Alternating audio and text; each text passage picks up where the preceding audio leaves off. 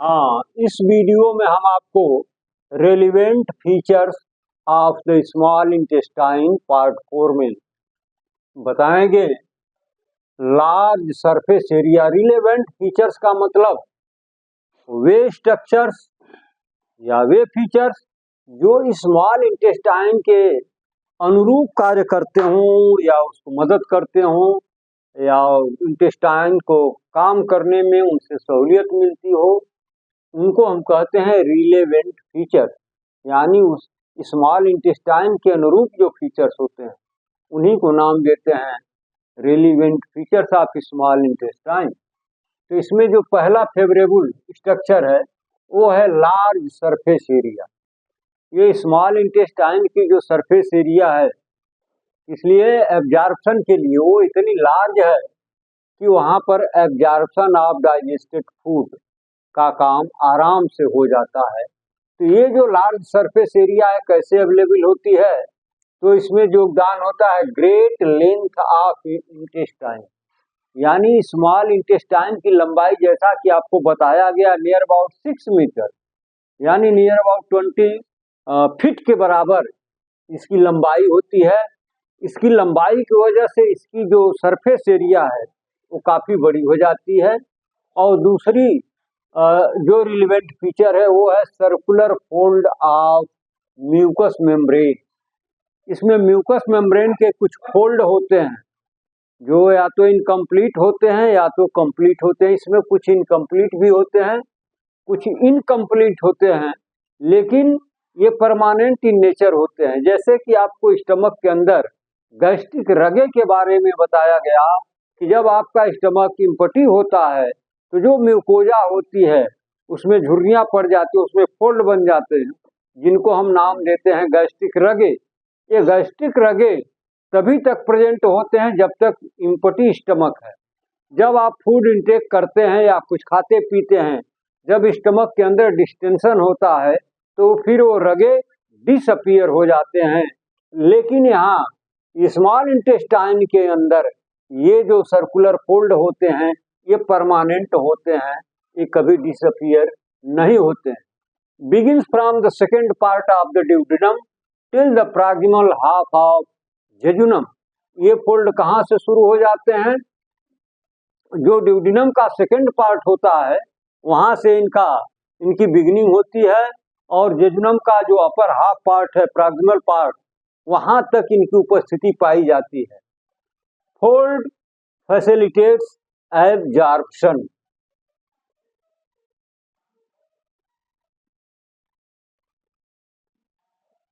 ये भोजन के डाइजेशन के बाद जो सेकंड क्रिया होती है एब्जॉर्प्शन की, तो उसमें मदद करते हैं। कैसे मदद करते हैं? Increase surface area of absorption. Absorption के लिए जो सरफेस एरिया होती है उसके क्षेत्रफल को ये बढ़ा देते हैं।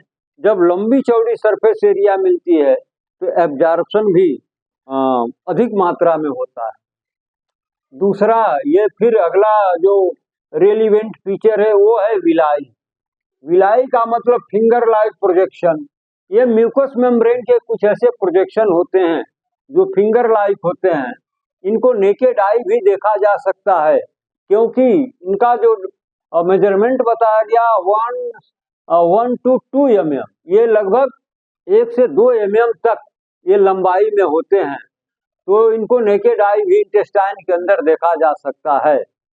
They increase surface area about 8 times.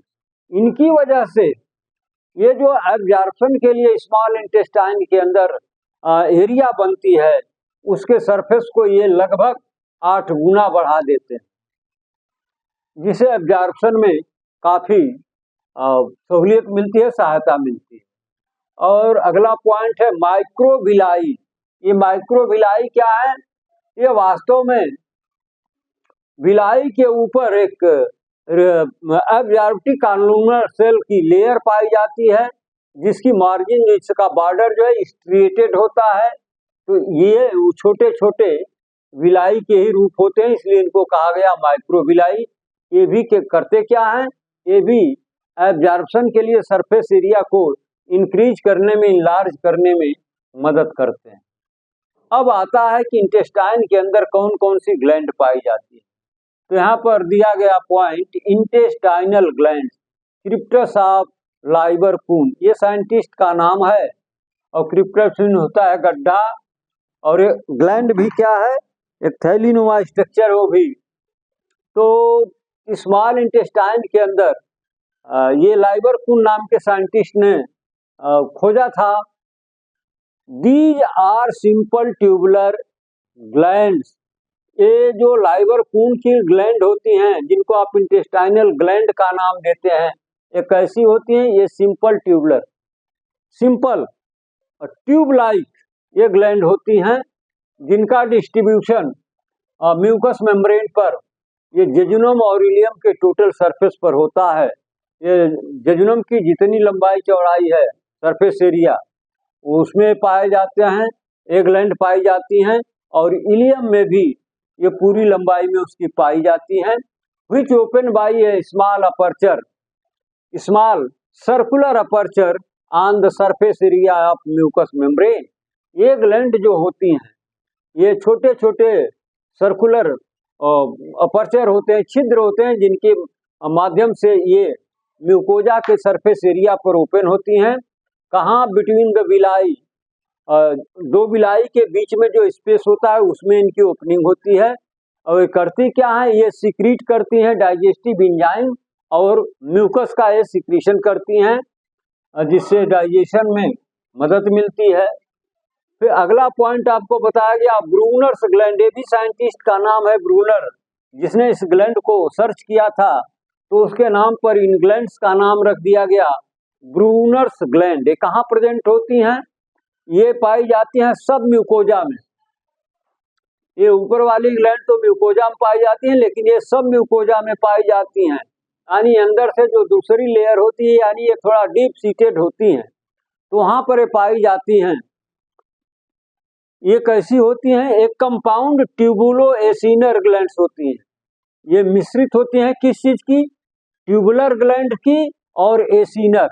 Tubular हो बट गुच्छे में हो, गुच्छम गुच्छा आपस में हो, इसको नाम देते हैं कंपाउंड ट्यूबुलो एसिनर ग्लैंड, विच सीक्रेट म्यूकस।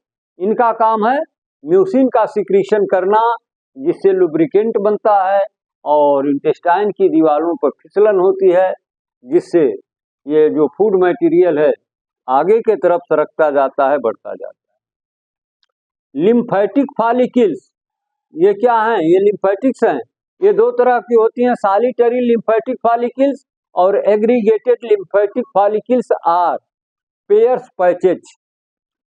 इसमें दो तरह की होती हैं, एक तो होती हैं जो यहाँ वहाँ अकेले की संख्या में पाई जाती हैं, और दूसरी जो है एग्रीगेटेड होती हैं, वो ग्रुप में होती हैं, गुच्छे में होती हैं।